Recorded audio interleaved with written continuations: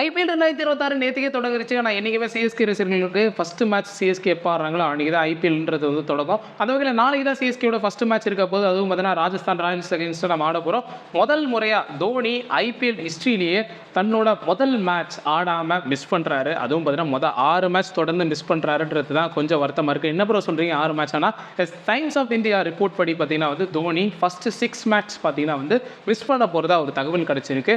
Bro இதுக்கு பின்னாடி என்ன ப்ரோ? இப்போ சப்போஸ் பார்த்தீங்கன்னா வந்து வேறு யாராச்சும் பிளேயிங் லெவலில் அவருக்கு பதிலாக செட் ஆகிட்டாங்க அந்த ஒரு ஸ்பாட்லனா தோனி அதுக்கப்புறம் ரிட்டர்ன் ஆவாரா மாட்டாரா, தோனியோட பிளான் ஏதாச்சும் இதில் இருக்கான்னு கேட்டிங்கன்னா அதை பற்றின டீட்டெயில்டான ஒரு வீடியோ நம்ம சேனலில் ஆல்ரெடி பார்த்தீங்கன்னா 2 வீடியோஸாக போட்டிருக்கோம். அதை பார்க்காதவங்க பார்த்துடுவாங்க. அப்போ தான் உங்களுக்கு அந்த ஒரு கேள்விக்கான பெட்டர் கன்க்ளூஷன்றது வந்து கிடைக்கும். ரொம்ப முக்கியமாக இப்போ சிஎஸ்கே அந்த ஃபஸ்ட்டு மேட்ச் நம்ம ராஜஸ்தான் ராயல்ஸ் கூட மோத போகிறோம். சஞ்சு சாம்சன் ராஜஸ்தான் ராயல்ஸ்லேருந்து இங்கே வந்திருக்காரு. அதே வரையும் பார்த்தீங்கன்னா ஜடேஜா இங்கே தான் அங்கே போயிருக்காரு. அவர் ஆல்ரெடி இருந்த இடம் தான், அவரோட ஹோம் டீமுக்கே திருப்பி போயிருக்காருன்ற மாதிரி தான். ஏன்னா அங்கே தான் வந்தார்ல நம்ம சிஎஸ்கேக்கு, ரொம்ப நல்லா பர்ஃபார்ம் பண்ண ஒரு பிளேயர் தான். இப்போ உண்மையிலே சிஎஸ்கேவோட போலிங் ஆர்டரை பார்க்கும்போது எனக்கு ஜடேஜாவை மிஸ் பண்ணுறது நல்லாவே புரியுது. ஏன்னா பேட்ஸ்மேனாக ஜடேஜாவை விட எனக்கு பவுலர் ஜடேஜா ரொம்ப முக்கியம். பட் அவரோட ரீசன்ட் ஃபார்ம் வந்து சரியில்லைனாலுமே எனக்கு என்னமோ இந்த சீசனில் பெருசாக அறுவடை பண்ண போகிறார். ராஜஸ்தான் ராயல்ஸுக்கு ஒரு 20 விக்கெட்ஸ் கிட்டே எடுப்பார் இந்த சீசன்லன்ற மாதிரி என்னோட ப்ரெடிக்ஷன் போயிட்டு இருக்கு. அது மட்டும் இல்லாமல் நாளைக்கு சிஎஸ்கே மேட்ச்லேயும் கண்டிப்பாக வந்து எனக்கு தெரிஞ்சு சிஎஸ்கேவோட பேட்ஸ்மேன் ஒரு 3 பேரோட விக்கெட்டை கண்டிப்பாக எடுப்பாருன்ற ஒரு நம்பிக்கை எனக்கு இருக்குன்னு நான் நினைக்கிறேன். நேற்றுக்கு நம்ம ஆர்சிபி மேட்ச் பெருசாக எதிர்பார்க்குற மாதிரி இல்லை. ஏன்னா 15 ஓவரில் அசால்ட்டாக சேஸ் பண்ணிட்டு போயிட்டாங்க, ரெக்கார்ட் சேஸ் வேறு.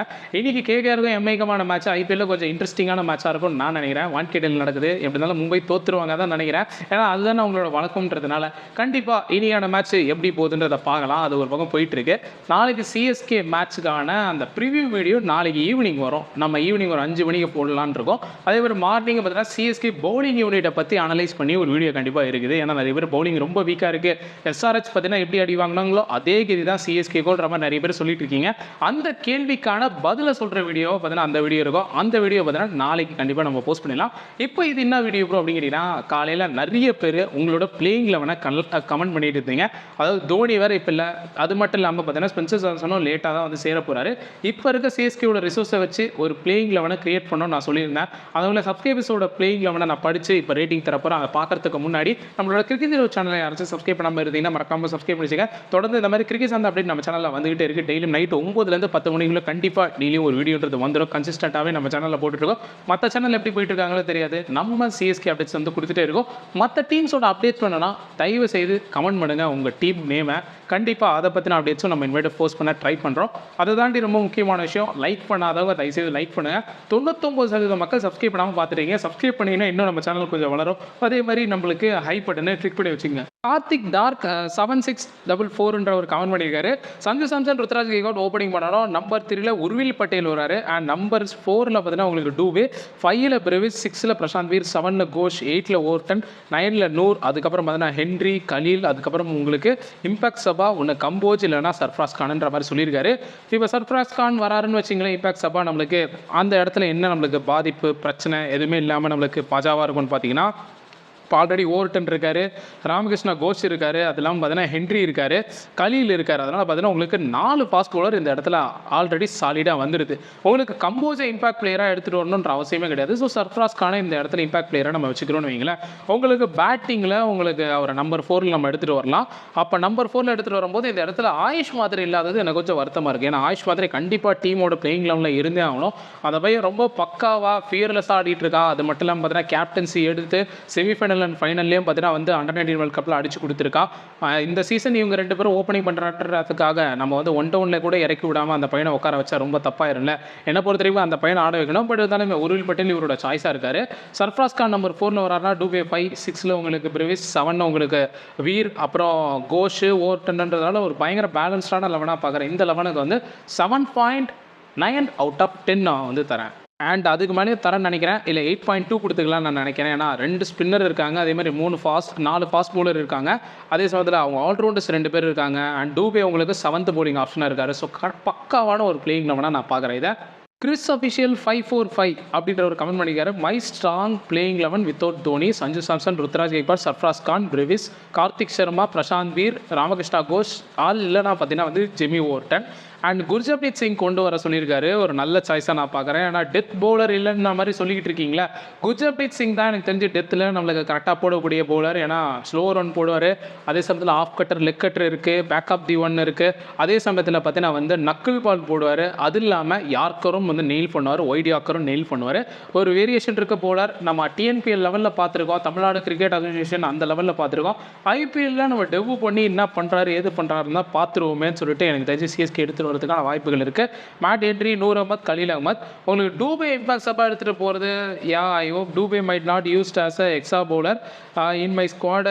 6 bowling இருக்குது, அதே சமயத்தில் பார்த்தீங்கன்னா 8 பேட்டிங் லைனப் இருக்குது. நான் என்ன சொல்கிறேன், என்னை பொறுத்த வரைக்குமே டூபே வந்து கண்டிப்பாக சிஎஸ்கே வந்து ஆட வைப்பாங்க, எக்ஸ்ட்ரா போலிங் கண்டிப்பாக போட வைப்பாங்க. ஏன்னா டூபேவை கரெக்டான இடத்துல போலிங் கொடுக்கணும். அதாவது என்னென்னா, நான் 9th ஓவர் இல்லை 10th ஓவர் அந்த டைமில் டூபேக்கு போலிங் கொடுத்தீங்கன்னா கண்டிப்பாக ஒரு விக்கெட் கண்டிப்பாக பிக் பண்ணுவார். அவர்கிட்ட விக்கெட் டேக்கிங் எபிலிட்டிலாம் இருக்குங்க. பட் இந்தியன் டீம் பார்த்தீங்கன்னா அவர் எடுத்துகிட்டு போய்ட்டு டெத் ஓவர்லாம் போலிங் போட்டால் அடி வாங்காமல் என்ன பண்ணுவார், அவர் இருக்கிற பேஸ் வந்து 120 to 130. அந்த 120 to 130ன்றது ஒரு லீத்தலான ஃபேஸு. அந்த இடத்துல பால் அவங்களுக்கு வேகமாக பேட்ஸ்மேனுக்கு வராதனால கண்டிப்பாக பார்த்தீங்கன்னா வந்து எட்ஜு நிறைய எடுக்கும், அவுட் சைட் எட்ஜ் அடிக்கிறதுக்கான வாய்ப்புகள் இருக்குது. ஸோ டூபே நல்ல விக்கெட் டேக்கிங் லக் இருக்குது. ஏன்னா தொடர்ச்சியாக எனக்கு தெரிஞ்சு பார்த்தீங்கன்னா வந்து 20 விக்கெட் கிட்ட லாஸ்ட் ஒரு 3 வருஷமாக பார்த்தீங்கன்னா வந்து இந்தியாவுக்காக T20ல வந்து எடுத்துருக்காரு 20-25 விக்கெட்டுக்கு மேலே. அதுவும் பார்த்தீங்கன்னா T20 வேர்ல்ட் கப்லேருந்து 2024 இப்போ வரணும் பார்த்தீங்கன்னா 25 விக்கெட் கிட்ட பிக் பண்ணியிருக்காரு. அவரோட பவுலிங் ஆவரேஜ்ன்றது ஹர்திக் பாண்டியா விட அதிகமாக இருக்குன்னு சொன்னால் நம்புவீங்களா? அதுதான் ஸ்டார்ட் சொல்லுது.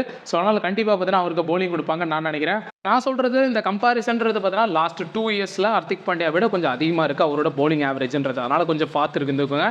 ஸோ டூபே கண்டிப்பாக ஆப்ஷனாக வச்சிருப்பாங்க. பட் எல்லா மேட்ச்லையும் பவுலிங் கொடுக்க மாட்டாங்க. அதனால் எனக்கு தெரிஞ்சு கார்த்திக் சர்மாவும் நம்ம இம்பாக்ட் சப்பா வச்சுக்கலாம்.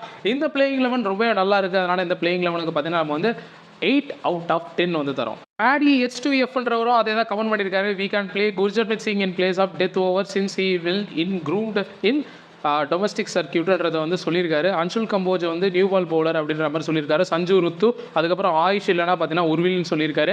டூபே, பிரெவிஸ், பிரசாந்த் வீர், தலை தான் பார்த்தீங்கன்னா வந்து இப்போ ஆடலையே ப்ரோ, அதனால் கொஞ்சம் தலையை ரிமூவ் பண்ணியிருக்கேன்.